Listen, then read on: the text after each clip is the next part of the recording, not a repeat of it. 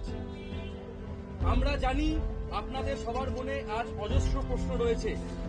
আমরাও অনেক প্রশ্ন নিয়েই আজ সুপ্রিম কোর্টের দিকে তাকিয়েছিলাম।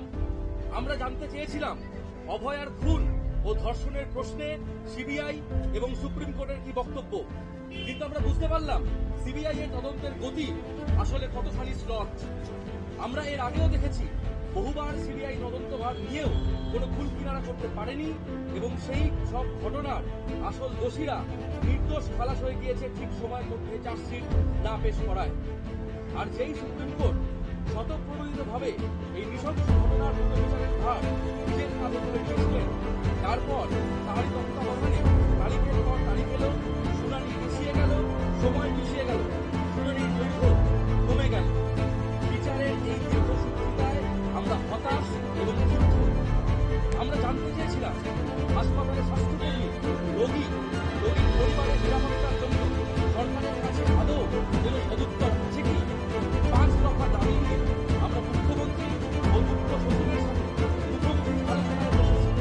তার সাথে 26 তারিখে অপূর্ণ দাবিগুলিকে জানিয়ে এবং 29 তারিখে সরকারের লিখিত ডাইরেক্টিভ করে লুকিয়ে আছে বর্তমান স্বাস্থ্য ব্যবস্থার গভীরে।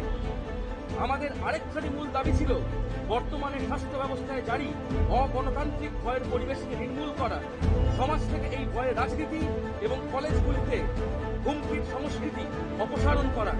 আমরা দেখেছি সুপ্রিম কোর্টেও আজ প্রতিষ্ঠিত হয়েছে যে আরজি করের ঘটনা বিচ্ছিন্ন ঘটনা নয়, আরজি করের ঘটনা ঘটেছে তার কারণ সেখানে অগণতান্ত্রিক ভয়ের রাজনীতি তৈরি হয়েছিল। সন্দীপ ঘোষের অবৈধ কার্যকলাপ এবং জুলুমবাজিতে স্বাস্থ্য দপ্তর হয়েছিল এবং একইভাবে তিনি ক্যাম্পাসে একজন গুন্ডাকে আশ্রয় দিয়েছিলেন যারা এই অপশক্তির বলে বলিয়ান হয়ে এতদিন এই দুর্নীতিকে কার্যকর করেছিল। আমরা স্পষ্টভাবে আমাদের বৈঠকে মুখ্যমন্ত্রী এবং মুখ্য সচিবকে সরাসরি জানিয়েছি এবং ইমেলেও বলেছি এই ভয়ের পরিবেশে আমরা সুরক্ষিত বোধ করছি না এবং হাসপাতাল বা মেডিকেল কলেজগুলোর সিদ্ধান্ত গ্রহণকারী যে কমিটিগুলি তাকে জুনিয়র চিকিৎসকদের সঠিক প্রতিনিধিত্ব সুনিশ্চিত না করলে এই স্বঘোষিত নেতা নেত্রীদের জুলুমবাজি চলতেই থাকবে। একে প্রতিরোধ করবার জন্য সকল স্তরে গণতান্ত্রিক নির্বাচনের মাধ্যমে ছাত্রছাত্রী ও জুনিয়র ডাক্তারদের প্রতিনিধি সুনিশ্চিত করতে হবে। কলেজের সমস্ত সিদ্ধান্ত গ্রহণকারী প্রতিষ্ঠান, college council, anti ragging committee, internal complex কমিটিতে নির্বাচিত প্রতিনিধি রাখার দাবি আমরা জানিয়েছি বারংবার, যা এই প্রতিষ্ঠানগুলির সঠিক কার্যক্রম সুনিশ্চিত করবে এবং যৌন হয়রানির বিপক্ষে একটি প্রতিরক্ষামূলক পরিবেশ তৈরি করবে।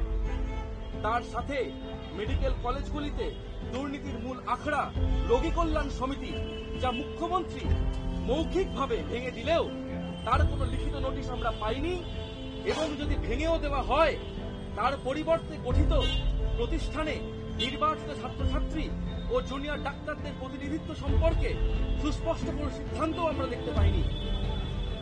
মুখ্য সচিব তার 19 তারিখের সরকারি নির্দেশনার ইমেলটিতে স্বাস্থ্য সচিবকে দায়িত্ব দিয়েছিলেন আমাদের সুরক্ষা ও রোগী পরিষেবা নিয়ে পরিকাঠামোগত রদবদলের যাবতীয় সিদ্ধান্তগুলিকে কার্যকর করার, কিন্তু তার 12 দিন পেরিয়ে গেলেও দৃশ্যমান কোনো পরিবর্তন আমরা দেখতে পাইনি। এমনকি সাগর দত্তের ঘটনা সম্পর্কে তিনি সুপ্রিম কোর্টে দাঁড়িয়েও মিথ্যাচার করে গেছেন। সমস্ত ঘটনার দায়ভার চাপিয়েছেন জুনিয়র ডাক্তারদের উপরে। এর আগেই আমরা স্বাস্থ্যক্ষেত্রে পাহাড় প্রমাণ দুর্নীতি ও ভয়ে রাজনীতির দায় নিয়ে নারায়ণ সড়ক নিগমের অপসারণের দাবি তুলেছিলাম। আমরা এও মনে করি স্বাস্থ্য দপ্তরের অপরাধতা বা সক্রিয় মদত ছাড়া এই প্রবল দুর্নীতি অসম্ভব। আমরা স্পষ্ট দাবি জানাচ্ছি প্রশাসনিক ক্ষমতা ও দুর্নীতির দায় স্বাস্থ্য মন্ত্রককে নিতে হবে এবং এই সমস্ত দায়ে স্বাস্থ্য সচিবকে অবিলম্বে অপসারণ করতে হবে। গত 19 তারিখে আমরা আমাদের কর্মবিরতি প্রত্যাহার করে অত্যাবশ্যক পরিষেবাগুলিতে কাজে ফিরেছিলাম। বিভাগ ভিত্তিকভাবে আমরা আউটডোর ও ইনডোর পরিষেবা শুরু করেছিলাম বহু জায়গায়। রাজ্য সরকারের সাথে 2 দফা meeting, CP, DME, DHS, DC নটকে তাদের পদ থেকে সরানো, সুরক্ষা ও রোগী পরিষেবা